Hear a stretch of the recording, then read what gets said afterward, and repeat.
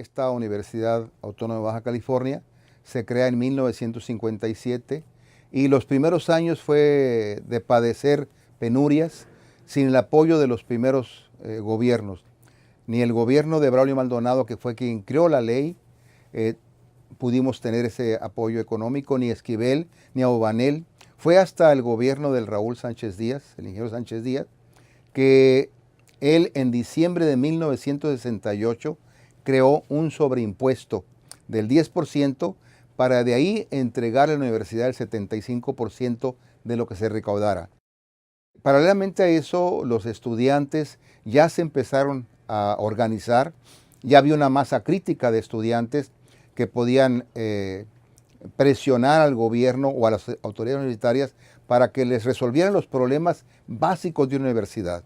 El año del 69 fue un año que pudiéramos decir importante porque los estudiantes en Ensenada, en Ciencias Marinas, hicieron un movimiento para obtener los terrenos necesarios para la construcción de su Escuela de Ciencias Marinas. En 1969, el 13 de marzo, le tocó primero a Ensenada ese tipo de proceso. Invadimos unos terrenos adjuntos al Hotel Carioca de aproximadamente 3 hectáreas, cuyos dueñas eran la señora María López, viuda de Gómez, y la señora Betina Barrera. Fue una intransigencia, un acto no legal, pero necesario, pues a la fecha no teníamos terrenos ni edificios propios. Situada la escuela en la calle Primera, en un galerón que originalmente había sido destinado para la Escuela de Artes y Oficios por el Club Rotario de Ensenada. Ese galerón se encuentra hoy como parte de lo que es el Colegio de Bachilleres de Ensenada. Pero no cabíamos, crecíamos en paredes de yeso hacia adentro. ¿Qué cosa era la preparatoria? Pues era simplemente también parte de ese edificio iniciado y no concluido por el Club Rotario, pero en donde ya estaban instaladas pues 1 o 2 años antes la Escuela de Superior de Ciencias Marinas. Los muchachos, los maestros también hacían ya alusión a la conveniencia de salir de... Bueno, ahí nuestros conserjes se peleaban hasta por las escobas. El 13 de marzo, repito, fue un día trascendental. Estando en uno de los lugares que hubo algunas reuniones, entre ellos fue el Calmarisco, un restaurante de mariscos de Ensenada, ya no existe. Estando reunidos ahí, Enrique Mejía Pancardo, presidente de la Federación de Estudiantes en ese tiempo, Juan Antonio González López, Federico Sánchez Scott y un servidor. Hubo reuniones posteriores y se decidió invadir los terrenos adjuntos al Hotel Carioca. Los profesores que entonces estábamos, nos abstuvimos de participar activamente. Era un movimiento de estudiantes apoyado por la ciudadanía y por otros empresarios, pero los profesores y la facultad misma, académicos, no participamos, sino apoyamos, dando clases allá en los terrenos, pero no fuimos activos de alguna forma política, únicamente de apoyo y al movimiento de los estudiantes. Había conferencias de visitantes, inclusive hay unas imágenes de investigadores de Scripps de La Joya que pues tenían programados seminarios o conferencias en la Escuela de Ciencias Marinas y llegan y se encuentran con que los estudiantes han decidido tomar terrenos pues para obtener instalaciones más amplias y adecuadas. Al día siguiente de esa invasión, llegó el presidente municipal de aquel tiempo, el licenciado Guilebaldo Silva Cota, acompañado del director del periódico El Mexicano, el señor Lanz Pérez, y nos pregunta por dónde entraron, muchachos. Y Antonio Badán responde: por ahí, licenciado, por donde dice propiedad privada no entre, por ahí nos metimos. Esto provocó risas. Y fue un proceso donde Ensenada se abocó a colaborar, a participar activamente en apoyo a que tuviéramos terrenos y poderlos edificar. Estuvimos 2 meses aproximados y mientras tanto se nombra una comisión por parte del gobernador para buscar terrenos propicios para poder edificar y construir en ellos. Recorrieron la costa de Ensenada de San Miguel a Punta Banda y encontraron los terrenos donde actualmente se encuentra la Universidad Montamorro. 4 hectáreas se pudieron comprar de 14 hectáreas que vendía la señora María Villarino, viuda de Cóndit. Primeros 3 edificios en ciencias marinas lo inició el gobierno del Estado. La Dirección de Obras Públicas del Estado se abocó a hacer levantamiento del terreno, de proyectar la unidad tanto en ese momento como a futuro, y se proyectaron específicamente los 3 edificios que requería en ese momento para funcionar, vamos a decir, en forma excelente la unidad de ciencias marinas. Se construyó un edificio de aulas, de 10 aulas creo, de 2 pisos. Se construyó una área de laboratorios y se construyó la unidad de administración, que todavía existe y todavía funciona. En Mexicali se da también una solicitud de los estudiantes primeramente para que se otorgara un terreno para la unidad Mexicali. En ese tiempo yo encabezaba la Federación de Estudiantes Universitarios, que es una federación muy aguerrida, con una gran capacidad de movilización. En ese sentido, lo que hicimos nosotros es generar una petición al gobierno federal, y el ingeniero Francisco Ordeñas nos dice: fíjense que tenemos un terreno muy apropiado para que ustedes puedan iniciar una construcción propia de la universidad. Y resulta que era la parcela número 44, que es donde está ahorita precisamente el campus de Mexicali. Esa parcela tenía condiciones idóneas para eso, porque en aquel tiempo, pronto el 68, 69, estaba ciertamente lejana a los centros urbanos de Mexicali, pero no tan lejana como para que la gente no pudiera acudir con facilidad a través de rutas de camiones, de carros, etcétera, y estaba ya rodeada de algunas colonias urbanas. Los terrenos eran los idóneos. Iniciamos la petición teniendo resultados muy favorables. El ingeniero Norberto Aguirre Palancares, que era el dirigente, la cabeza pues de esta dependencia de Reforma Agraria, era un extraordinario universitario, había sido rector de la Universidad de Sonora, entonces tenía pues el alma también universitaria, y en forma inmediata nos dotó los terrenos. Un poco a mediados de 69, y la sorpresa que nos llevamos es que esta parcela de inmejorables condiciones ya le había redituado ganancias a un gobernante o a un grupo de gobernantes que la había vendido. De la parcela 44 estaba vendida, ¿sí? Acudimos a la autoridad correspondiente con el gobernador del estado y con el secretario general de gobierno, y nos señala precisamente que con mucho gusto ellos buscaban el terreno adecuado, los terrenos propicios, más amplios, etcétera, a efecto de que generáramos un cambio. Nos reunimos con los dirigentes de las escuelas de pedagogía, de enfermería, de las demás escuelas que había, y decidimos iniciar la lucha por los terrenos. Decidimos iniciar la lucha por los terrenos porque esos terrenos eran los idóneos para nosotros, los que nos había cedido el gobierno federal. Hicimos varias peticiones, insistimos varias veces con el gobierno del estado a efecto de que nos regresara lo que nos correspondía. Ante una negativa, colectivamente, hay fotografías que aún tengo donde hay las reuniones colectivas, y en donde decidimos de plano tomar a través del activismo, tomar los terrenos que nos correspondían. Hacer un pliego petitorio en el cual la causa, la motivación central sería los terrenos, pero pues de una vez vamos a meterles otras demandas para que ganemos más, que el movimiento valga la pena. No teníamos experiencias en movilizaciones en donde hubiera una posibilidad de violencia por el lado del Estado, no la teníamos. Pero teníamos el deseo de hacer algo por la universidad. Un día, a eso de la media mañana, salimos de la escuela preparatoria de varios puntos y tomamos los terrenos de la parcela 44.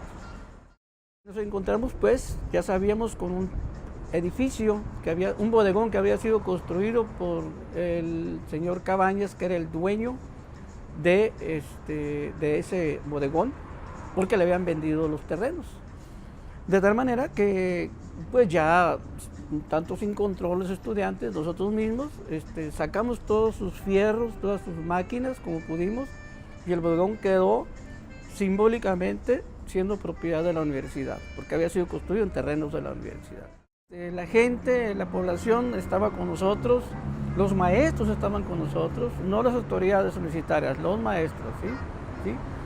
Varios directores de escuelas estaban con nosotros, estaban dentro de nosotros. ¿Saben qué? Adelante, yo los apoyo. O sea, este es un movimiento abierto, un movimiento muy sano. Me acompañaron desde el principio todas las dirigencias estudiantiles y hasta el final íbamos a estar todos juntos. Además, el motivo era más que suficiente para actuar de esa manera. Fui secuestrado, fui apresado por la policía judicial, salido de mi casa. Me llevan, mejor dicho, a la Procuraduría del Estado en una mazmorra ahí oscura. Ya estaban los estudiantes afuera, ¿sí? Y no se movieron de ahí. Entonces, el procurador, ya viendo que esto no era tan fácil, me manda a llamar a mí y me dice que me hace responsable de los estropicios, de los destrozos, de todos los efectos de la manifestación para la toma de terrenos. Y yo le dije que sí, pero que también ellos tuvieran también su responsabilidad en lo que pudiera corresponder a las vidas, seguridad y salvaguarda de todo lo que correspondía a nosotros como estudiantes. Ahora, habría que decirlo también, tampoco se trata de satanizar las cosas. El gobernador nunca mostró disposición para la agresión, para la intimidación excesiva, ¿no? Solo a mí que me secuestraron y todo, pero nunca se mostró ese perfil violento, hay que reconocerlo. Sí, sí. Hasta que el gobierno del estado decide pues, entregar los terrenos y resolver los temas que habíamos iniciado junto con en el pliego petitorio. Adherido al pliego petitorio, estábamos demandando la construcción de edificios.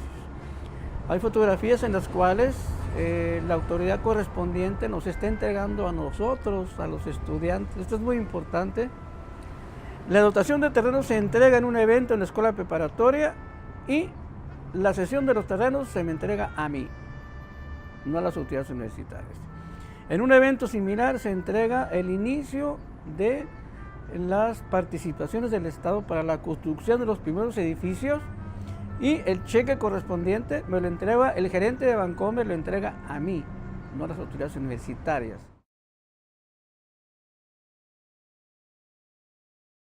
En la ciudad de Tijuana, en el año del 71, empezando el año del 71, hubo una inquietud de los ciudadanos porque una empresa, ICSA, determinó que prácticamente toda Tijuana era propiedad de ellos y hubo un juez que les dio la razón. El general Abelardo L. Rodríguez había dejado en comodato, préstamo o regalo, según esto, a los socios del Club Deportivo Campestre una extensión de aproximadamente 67 hectáreas donde está asentado el campo de golf. Al morir el general Abelardo L. Rodríguez, la entonces viuda, exige que le paguen el terreno, los socios se oponen y una compañía inmobiliaria que encubre a algunos exfuncionarios del gobierno federal y gente potentada, apoya a la viuda del general Abelardo L. Rodríguez y entonces forman Inmuebles Californianos Sociedad Anónima que reclama por la vía legal el fondo legal de la ciudad de Tijuana. Los estudiantes de Tijuana, agrupados fundamentalmente en lo que se denominaba Federación Estatal de Estudiantes Baja Californianos, decidimos entonces el 5 de febrero de 1971 en una marcha pedir que ese terreno que se estaba siendo disputado por los ricos de la Ciudad de México y por los ricos locales, que en vez de que se lo pelearan ellos, se lo entregaran a la universidad. Había un decreto expropiatorio recién emitido por el entonces gobernador, donde expropiaba el terreno para bien de uso común. Sin embargo, no especificaba qué tipo de bien común se refería, y ese fue el resquicio legal por el que nosotros consideramos que podíamos entrar. Los estudiantes del 5 de febrero decidieron hacer una manifestación que salía desde la calle Octava y Revolución hacia el Monumento al Libro, donde está el crucero, para bajar al Centro Escolar Aguacaliente. Tomaron el campestre brincando las alambradas que había. Nos llamó la atención a todas las estudiantes de enfermería todo lo que se veía al frente, casas de campaña, muchachos moviéndose de un lado para otro, y eso nos entusiasmó mucho. Nosotros íbamos, comprábamos burros en un restaurante que se llamaba Los Panchos, que todavía existe, y se los llevábamos a los muchachos a comer. Y en esos 3 meses hicimos también 3 conciertos de música, de rock, 2 exposiciones de arte. Hacíamos constantemente pintas en la ciudad, volanteo. Por circunstancias especiales me comunicaba yo directamente con el señor gobernador. Me preguntaba quién es ese que va llegando, ya le decía yo qué hicieron hoy o qué proyecto tienen, de diferentes informaciones. Siguió el movimiento y las mujeres siguieron apoyando, unas en los camiones cantando, como Alicia Arévalo, otras haciendo comida, otras acompañándolos. Todos el pueblo de Tijuana, incluido su servidor, apoyábamos el movimiento, porque la universidad nos hacía falta a todos los ciudadanos, para nosotros mismos o en este caso para nuestros hijos. Pasó el tiempo y el ingeniero lo recibió en Mexicali, una comisión que fueron a hablar a la oficina del gobernador.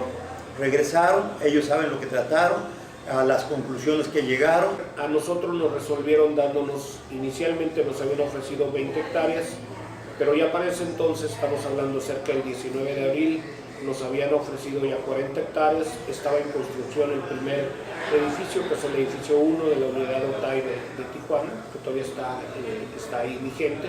En 3 meses que estuvo ocupado el campestre, que pasaron los hechos de ICSA, Inmuebles Californianos Sociedad Anónima, ¿verdad? Y la toma y la entrega del campestre, se construyeron los 2 primeros edificios y una especie de vicerrectoría, y se iniciaron las clases. Fue así que en el seno del Consejo Estudiantil decidimos entregar las instalaciones de una manera pacífica. Precisamente la entregamos en las mejores condiciones en las que puede estar una instalación ocupada durante 3 meses, y nos retiramos en ese caso a OTAI. A 40 y tantos años de esa época podemos nosotros decir, sin falsas frivolidades, pues que si no hubiera sido por ese movimiento se hubiera tardado más tiempo en la universidad en crecer. Terminó el movimiento, yo me siento muy satisfecha, me siento muy orgullosa, porque ahora las mujeres de Tijuana pueden decir, yo quiero ser. Porque en ese entonces también todos los estudiantes, como no había suficiente capacidad en la universidad, o lo poco que había en la universidad, la mayoría de las familias perdían a sus hijos porque se iban a estudiar a Guadalajara, a México, a Monterrey. Y pues nos sentimos orgullosos de haber estado en el momento y la oportunidad ideal para haber aportado un granito de arena. Debemos sentirnos en ese sentido orgullosos. Y estamos con ustedes porque sabemos que antes que nosotros, ustedes en Ensenada en el 69 ya habían hecho más o menos lo mismo. Sin ponernos de acuerdo, los estudiantes en cada una de las ciudades hemos buscado lo mejor para nuestro propio interés, pero además el interés de las generaciones que nos sucedieron después. Estas construcciones, tanto la de Ensenada como la de Tijuana, terminaron la construcción probablemente a mediados de 1971. En 71 hay cambio de rector, entra el ingeniero López Moctezuma, acelera las construcciones que estaban prácticamente terminadas, tanto Tijuana como Ensenada y como Mexicali, Y pudiéramos decir que en 1972, a principios de 72, las 3 unidades universitarias iniciaron clases ya en edificios nuevos con aulas acondicionadas.